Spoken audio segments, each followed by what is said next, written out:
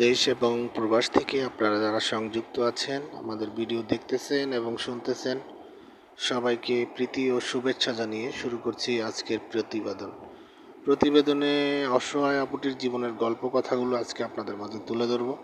আপুটি দেখতে খুবই চমৎকার। ওনার গায়ের রং ফর্সা, উচ্চতা 5 ফুট 3 ইঞ্চি, স্বাস্থ্য মিডিয়াম। উনি ওনার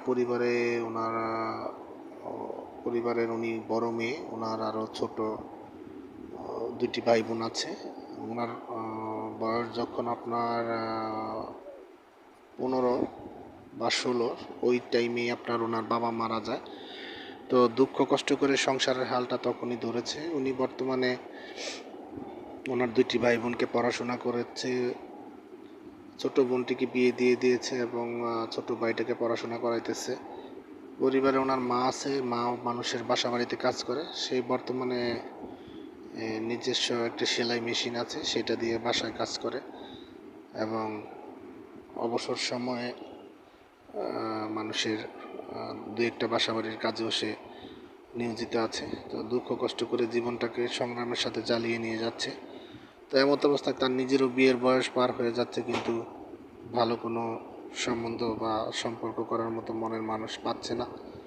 তার আর্থিক অসচ্ছলতার কারণে মূলত সে বিয়ে বসতে পারছে না।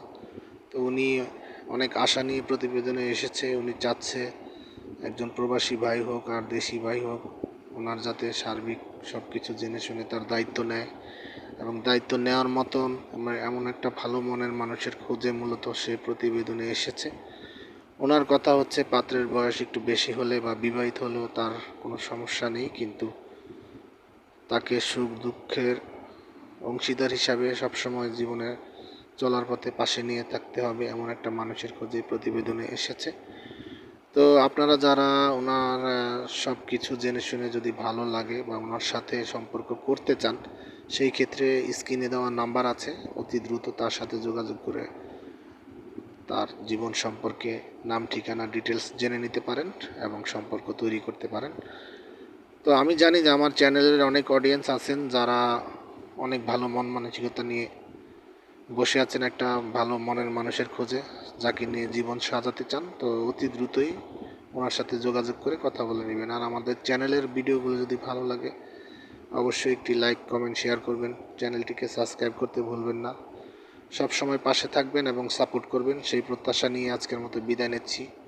ভালো থাকুন, সুস্থ থাকুন, স্বপ্নের ছোঁয়া চ্যানেলের সাথে থাকুন। আসসালামু আলাইকুম।